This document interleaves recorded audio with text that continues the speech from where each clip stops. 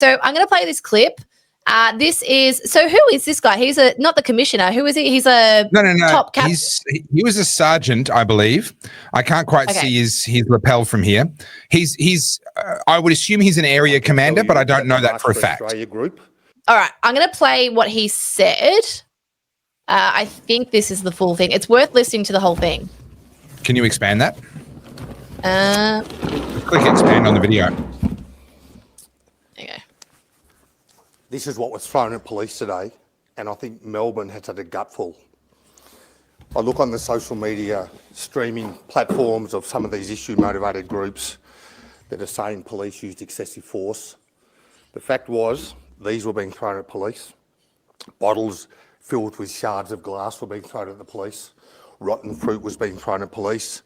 Bins were put on fire. Flags were on fire. And I think, really enough's enough.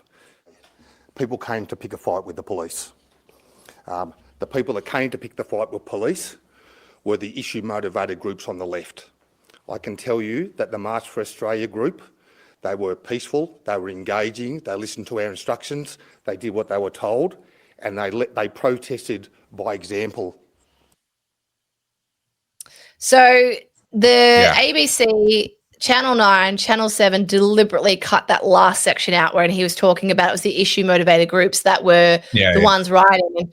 And I've got like dozens of different videos here of them, their behaviour and what they were doing. And I think when I said at the opening of the show that the game's just getting started, this is what I mean. This doesn't go away tomorrow. This only escalates and people now go, I've had enough, and the left double down, which is exactly what they're doing. So they're organising another protest, they'll regroup.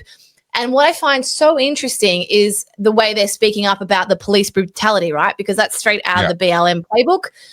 The police overplayed their hand. The police were deliberately attacking peaceful protests. They weren't peaceful. We know they weren't peaceful. He just said himself what they were doing. You got your purple pingers types saying that they were completely unprovoked. They were using disproportionate force. And I just want to remind people, when we talk about disproportionate force, I'm going to play this really quickly, not to like trigger every Melburnian, but because it seems like people have very short memories. This is Melbourne 2021, the police firing rubber bullets into protesters who are walking away and deliberately firing their weapons onto unarmed civilians as they walk up to the shrine.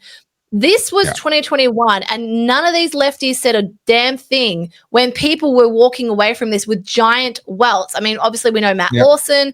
I've got a friend who's currently suing the government over this because her wound has still yet to heal. Look at it. Like, the protesters were running away from the cops. They weren't trying to pick a fight. And the cops walked, like the riot police went in there to deliberately make it, to send a message. And Daniel Andrews enabled this. For those that aren't familiar with this footage, you can hear the sound of the police continuing to fire their rubber bullets at the backs of people who are running away.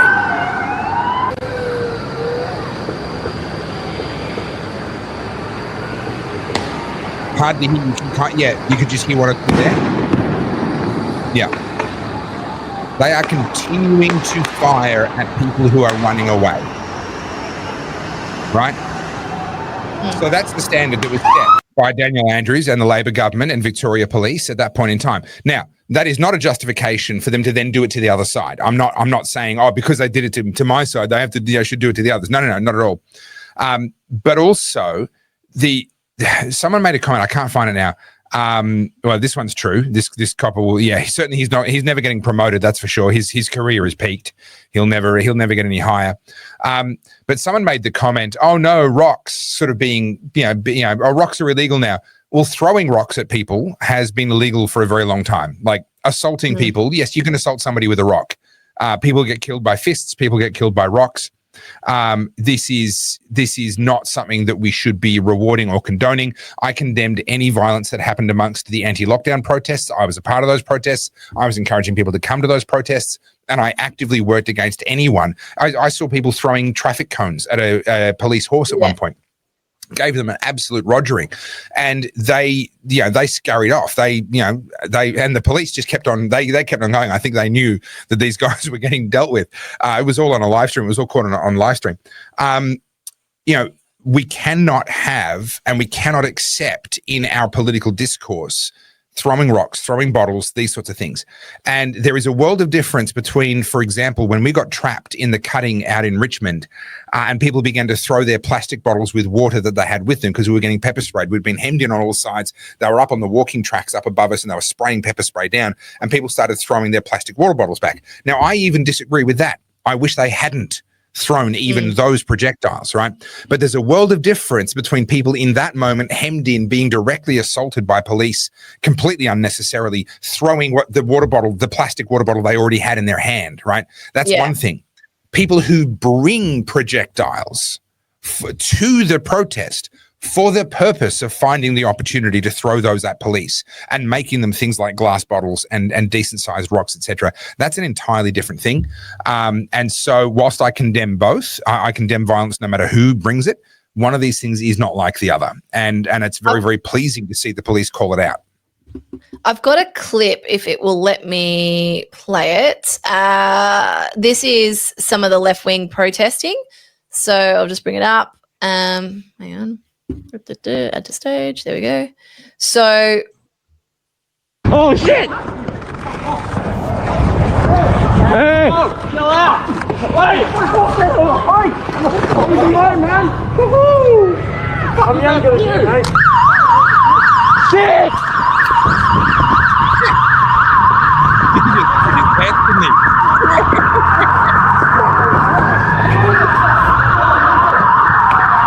Get the fuck off him! Go! You are pushing, old man!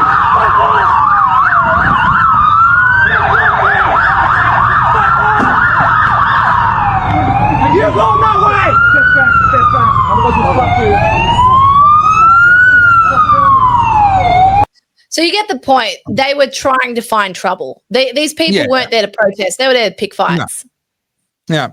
And look, honestly, there is a big part of me that says if that's what they want, then they should be given more than their fill. There is a place for rough justice in my view. And once people are picking fights, I think, give them what they've come for.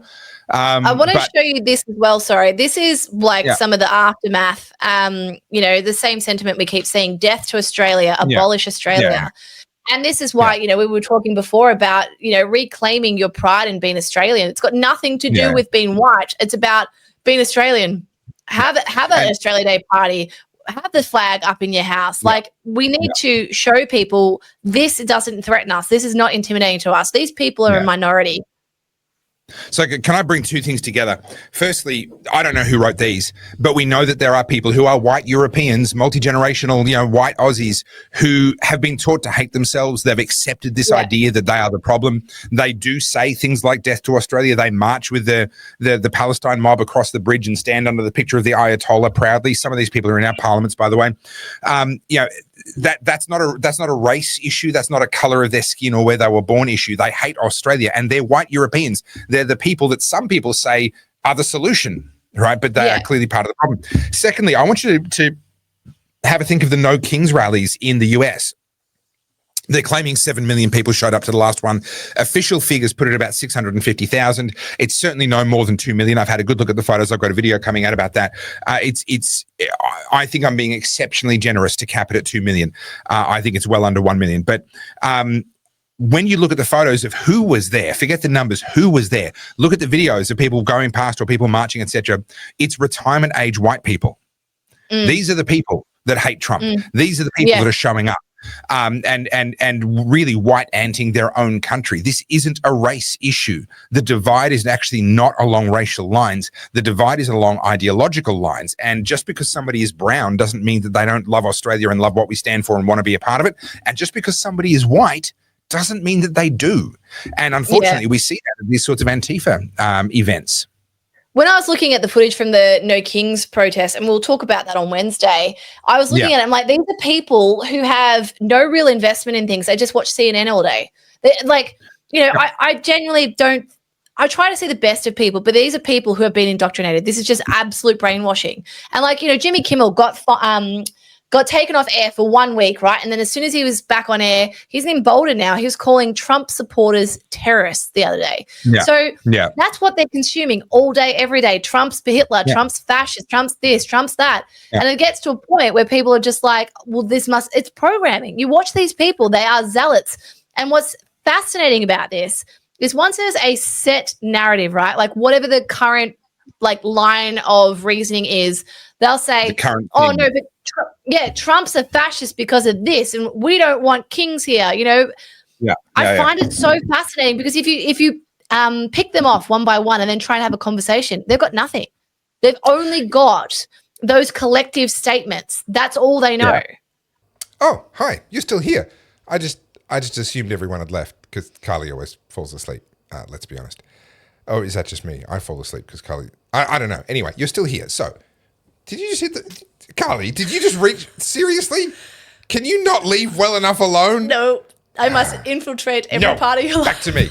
Please like, please comment, please subscribe, because I suffer through Carly twice a week for you. I drive hours from where I live down to Melbourne to be tortured by Carly every week, and I do it for you because I love you so much.